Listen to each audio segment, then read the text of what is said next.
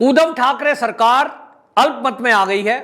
अगले कुछ घंटे में फ्लोर टेस्ट की मांग होगी और उसके बाद यह तय माना जा रहा है कि उद्धव सरकार गिरेगी और जाएगी, पक्का है। क्योंकि जिस तरह से हम देख रहे हैं कि पिछले 4 दिन से लगातार ये खबरें आ रही हैं कि एकनाथ शिंदे के समर्थन में 40 से ऊपर विधायक असम में ठहरे हुए हैं। अब इसके बाद मामला सुप्रीम कोर्ट पहुंचा और जिन बागी विधायकों की सदस्यता रद्द करने की मांग उद्धव ठाकरे की तरफ से की गई थी, वो सुप्रीम कोर्ट ने उस पर स्टे लगा दिया, रोक लगा दी। और इसके बाद उद्धव सरकार को जब ये लग गया है कि अब उनका कुछ होने वाला नहीं है और सरकार तो गिरेगी, लेकिन इसी बीच खबरें ये आई कि जिस दिन से एकनाथ शिंदे गुट अलग होकर और सरकार के विरुद्ध ये खड़ा हो गया है कि सरकार अल्पमत में आ गई है और भारतीय जनता पार्टी के साथ मिलकर के सरकार बनाएंगे, तो उद्धव ठाकरे ने 20 तारीख से लेकर 24 जून तक यानी 4 दिन के अंदर 280 ये ऐसे फैसले लिए हैं सरकार ने जो करोड़ों रुपए के ठेके टेंडर और ये छोड़े गए हैं, जिसको लेकर के सवाल उठ रहा है। 20 तारीख से लेकर 24 तारीख के बीच ये गवर्नमेंट रेजुलेशन जो पास किए गए उनकी संख्या 280 है और इसी को लेकर महाराष्ट्र के राज्यपाल ने बाकायदा मुख्य सचिव को पत्र लिखा है और उन्होंने उनसे जवाब मांगा है कि जवाब दीजिए, अचानक हड़बड़ी में इतने फैसले क्यों लिए गए, इसके पीछे का मकसद क्या है। 280 फैसले जब से 2.5 साल सरकार को चलते हुए हुआ, उतने दरमियान के भी नहीं लिए गए जो अभी 4 दिन में लिए गए। आप इसी से अंदाजा लगाइए कि 20 जून को 30 ऐसे जो गवर्नमेंट रेजुलेशन है वो पास किए गए, 22 जून को 81, 23 जून को 57, 24 जून को 58। इस तरह से एक के बाद एक दिन आप देख रहे हैं वो बढ़ता जा रहा है। और यहां आपको यह भी बता दूं, इसी बीच उद्धव ठाकरे ने एक फैसला किया है और वो फैसला यह है कि एकनाथ शिंदे जो इस समय उनके विरोध में खड़े हैं, जिन्होंने ये आरोप लगाया कि उद्धव ठाकरे अपने निजी स्वार्थों के चलते एनसीपी और कांग्रेस से मिल गए हैं, जिसके कारण शिवसेना टूट के कगार पर पहुंच गई है, शिवसेना समाप्ति के कगार पर आ गई है, शिवसेना का नुकसान हो रहा है और एनसीपी रूपी अजगर उसको निगलता जा रहा है, यानी छवि खराब हो रही है शिवसेना की और उद्धव ठाकरे की भी। उद्धव ठाकरे और शिवसेना दोनों की छवि बचाने के लिए एकनाथ शिंदे कहते हैं कि वो मजबूर हुए हैं अलग गुट बनाने के लिए। हालांकि नाम वो नहीं अलग रखेंगे, उन्होंने ये घोषणा की है कि मैं शिवसैनिक हूं और शिवसेना में ही रहूंगा, मैं शिवसेना से अलग नहीं हूं। लेकिन उसके बावजूद भी उद्धव ठाकरे ने एकनाथ शिंदे के खिलाफ जांच बिठाई है और उन्होंने बाकायदा अधिकारियों को आदेश दिया है कि एकनाथ शिंदे ने अपने मंत्री पद के रहते समय, अभी भी मंत्री है, नगर विकास मंत्री, तो जितने भी फैसले लिए हैं, जितने भी एकनाथ शिंदे ने जीआर पास किए यानी गवर्नमेंट रेजुलेशन जो पास किए हैं, उन सब फाइलों की जांच की जाए। इरादा साफ दिखाई दे रहा है कि एकनाथ शिंदे जब उन्होंने एक तरह से विद्रोह कर दिया है उद्धव ठाकरे के विरुद्ध, तो अब ये उसके फैसले की जांच कराएंगे और 7 दिन के अंदर इस जांच की रिपोर्ट देने के लिए उद्धव ठाकरे ने अधिकारियों को आदेश दिया है। बिल्कुल इरादा साफ दिखाई दे रहा है कि उद्धव ठाकरे बदले की भावना से ये दबाव बनाना चाहते हैं एकनाथ शिंदे के ऊपर और 7 दिन में इसका जब वो निर्णय कर रहे हैं, अधिकारियों से रिपोर्ट लेंगे और उसके बाद कहेंगे कि एकनाथ शिंदे ने अपने मंत्री पद के रहते समय भ्रष्टाचार किया था, इसके कारण मैं उसकी जांच करा रहा था, इसके कारण वो उनको लग गया कि वो जेल जाने वाले हैं और इसलिए उन्होंने विद्रोह कर दिया। लेकिन इसकी पोल खुल गई क्योंकि जो अधिकारी हैं, ये हवाले से खबर आई और जितने भी उन्होंने जीआर पास किए हैं इसको लेकर खबर चल रही थी, तो राज्यपाल जी ने जो जांच के आदेश दिए, इसके बाद मीडिया एक्टिव हुआ और मीडिया में फिर ये खबरें आने लगी कि जो उद्धव ठाकरे एकनाथ शिंदे के फैसलों की जांच कराने का आदेश दे चुके हैं, वो खुद फार्म मामले में फंसे हैं, उनके फैसलों पर खुद सवाल उठे हैं और ये सवाल किसी और ने नहीं, राज्यपाल जी ने उठाए हैं। क्योंकि आपको बता दें, जो मुख्यमंत्री फैसले लेते हैं, जो भी मंत्री फैसले लेते हैं, वो सारे मामलों की जांच राज्यपाल करा सकते हैं, उनके अधिकार क्षेत्र में होता है और यदि चाहे तो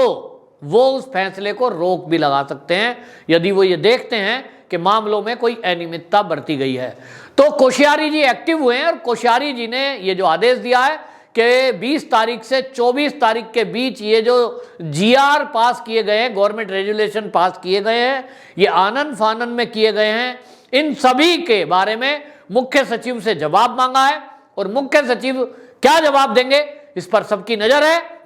लेकिन जो भी फैसले हैं इस पर अभी फिलहाल कोश्यारी जी ने रोक लगाई है कि उनका जब तक मुख्य सचिव का जवाब नहीं आ जाता तब तक इन पर कोई कार्रवाई ना की जाए। इसी में कोश्यारी जी, ये भी एक फैसला है, कोश्यारी जी ने एक तरह से एकनाथ शिंदे को राहत दी है क्योंकि एकनाथ शिंदे की फाइलों की जांच ये भी पिछले 2 दिन का फैसला है और एकनाथ शिंदे के खिलाफ कोई जांच नहीं होगी, ये भी अब कोश्यारी जी के फैसले में शामिल है। यानी एक तरह से एकनाथ शिंदे को राहत मिली है और हम सब जान रहे हैं कि ये इसीलिए है कि क्योंकि एकनाथ शिंदे उद्धव ठाकरे के विरुद्ध खड़े हुए हैं, हालांकि शिवसेना के नुकसान में नहीं है। उद्धव ठाकरे जी को यह समझना चाहिए कि यदि एकनाथ शिंदे को मंत्री पद चाहिए होता तो मंत्री तो वो थे, मुख्यमंत्री पद चाहिए होता तो आपने ऑफर किया था, वो उप मुख्यमंत्री बन जाते, आप तैयार थे, मुख्यमंत्री बनाने के लिए भी तैयार थे। लेकिन एकनाथ शिंदे जिसका रिकॉर्ड है कि वो इतने दमदार लीडर हैं और जमीन पे जुड़े हुए कार्यकर्ताओं से हैं कि पिछले 25 साल में एक भी चुनाव वो नहीं हारे हैं। इसी से पता लगता है कि एकनाथ शिंदे शिवसेना, शिवसैनिक और महाराष्ट्र के लोगों के लिए किस कदर काम करने वाले हैं, लोकप्रिय हैं। जहां तक बात करें उद्धव ठाकरे जी की, उद्धव ठाकरे जी चुनाव लड़कर के आए हैं, लेकिन व्यक्तिगत तौर पर कितने लोगों से मिलते हैं, कितने लोगों से इंटरेक्ट करते हैं, इसका कोई आंकड़ा नहीं है। और इसी की शिकायत एमएलए ने की थी कि वो हमसे भी नहीं मिलते थे तो आम जनता कैसे मिल सकती है। इसी सब में उद्धव ठाकरे जी जो इस समय चल रहे हैं वो शरद पवार जी से हर सलाह ले रहे हैं और शरद पवार जी हर वो सलाह देंगे जो उद्धव ठाकरे और शिवसेना के लिए नुकसानदायक हो। क्यों कोई पार्टी दूसरी पार्टी को फायदा पहुंचाएगा, ये समझ से परे है। लेकिन उद्धव ठाकरे जी को ये समझ नहीं आ रहा, वो अपनी सारी सलाह शरद पवार से ले रहे हैं और शरद पवार वो सीनियर लीडर हैं जिनको कहा जाता है कि वो राजनीति के भीषम पिता में हैं। तो वो क्यों शिवसेना को मजबूत बनाएंगे? वो तो ऐसी सलाह देंगे ना कि जिससे शिवसेना कमजोर हो, शिवसेना समाप्त हो जाए और उद्धव ठाकरे की छवि खराब हो जाए। ये उद्धव ठाकरे यदि समझ जाएं कि उनका दुश्मन कौन है,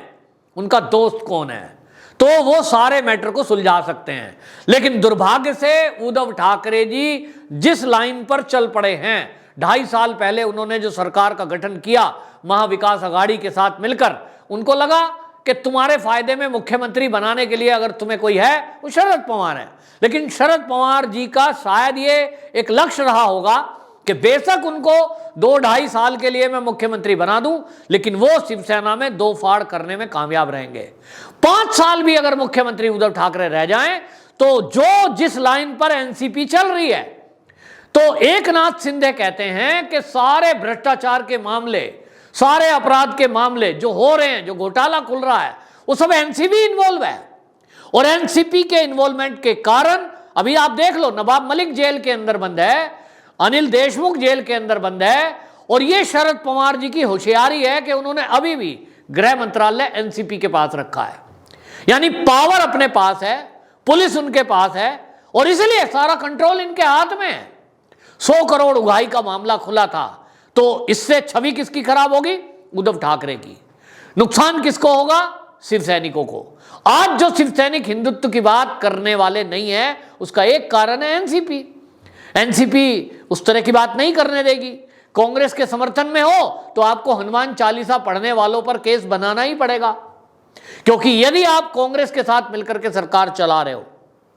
यदि आप शरद पवार जी की पार्टी के साथ मिलकर के सरकार चला रहे हो, तो ऐसा हो नहीं सकता कि आप हिंदुत्व पे बात करो। क्योंकि शरद पवार जी का पुराना रिकॉर्ड है कि वो तो हमेशा हिंदुओं को नीचा दिखाना, हिंदुत्व पर वो हमेशा प्रहार करना, इस तरह की बातें करते रहे हैं। आपको याद होगा सीरियल बम ब्लास्ट, आपको याद होगा हिंदू आतंकवाद। ये महाराष्ट्र में जिस तरह से मी मराठा को लेकर के आंदोलन चलते रहे हैं और शिवसेना उसकी आवाज उठाती रही है मराठाओं की, इसी में आपने देखा कि किस तरह से बड़ी चालाकी से शरद पवार जी अपनी राजनीतिक महत्वाकांक्षाओं को पूरा करने के लिए हिंदुत्व पर इनडायरेक्टली प्रहार करते रहे हैं। और यही दर्द है एकनाथ शिंदे जी का कि शिवसेना जिस विचारधारा को लेकर बनी थी वो विचारधारा नहीं चला पा रहे हैं, और इसका कारण शरद पवार हैं। आज की डेट में वो एक ही कंडीशन रखे हैं कि शरद पवार से अलग हो जाओ, सिर्फ बीजेपी के साथ सरकार चलाओ, हिंदुत्व के मुद्दे पर काम करो। लेकिन यहां एकनाथ शिंदे को ही विलेन बता दिया गया और सारी शिवसैनिक उनको भड़काया गया। फिर उस भड़काने में आदित्य ठाकरे, उद्धव ठाकरे, संजय राउत, चाहे शरद पवार, इनकी बयानबाजी आप देख लीजिए। और यहां तक कि मुंबई की मेयर जो कि एक महिला है, लेकिन उनका भी बयान कैसा है, उन्होंने कहा जितने भी ये बागी हैं हम इनको देख लेंगे, एक एक को छोड़ेंगे नहीं। छोड़ेंगे नहीं का मतलब समझते हैं? छोड़ेंगे नहीं का दो अर्थ है, लेकिन यहां छोड़ेंगे नहीं कहने पर तो एफआईआर करा दी थी शरद पवार जी ने, जो अगर उनके ऊपर कुछ कह दिया तो। लेकिन यहां इस तरह की भाषा बोली जा रही है। तो इन सब पर अब मैं बताऊं कि महाराष्ट्र के जो राज्यपाल हैं वो संज्ञान ले रहे हैं और इन सब फाइलों की जांच करा रहे हैं। और अब अगले कुछ दिन ये राजभवन बड़ा महत्वपूर्ण होने वाला है, क्योंकि राजभवन फोकस होने वाला है। वहां अब जो विधायक हैं, ऐसी खबरें आई हैं कि जो वहां पर एक लोकल दल है जिसके 9 एमएलए हैं, सूत्रों के हवाले से पता लगा है कि वो अब राज्यपाल जी से मिलने वाले हैं और ये सरकार का अल्पमत में आना, इसको लेकर के चिट्ठी सौंपेंगे और कहेंगे कि उद्धव ठाकरे फ्लोर टेस्ट करे और इसमें बहुमत सिद्ध करे, क्योंकि सरकार अल्पमत में आ गई है। राज्यपाल जी का अगला कदम क्या होगा ये देखने लायक होगा। लेकिन इतना जरूर है, राज्यपाल जी ने उद्धव ठाकरे सरकार के द्वारा लिए गए फैसले, ये जो गवर्नमेंट रेजुलेशन पास किया है, इसकी जांच के लिए जिस तरह से मुख्य सचिव को लिखा है और जवाब मांगा है, निश्चित रूप से ये उद्धव ठाकरे के लिए झटका है। और ये भी कहा जा रहा है कि अब ये फैसले हाड़बड़ी में जो लिए गए हैं, इन पर सवाल उठ गया है, निश्चित रूप से ये लागू भी नहीं होंगे, ये राज्यपाल जी के अधिकार क्षेत्र में है। तो ये भी एक बात है और एकनाथ शिंदे के लिए राहत भरी खबर है। वंदे मातरम।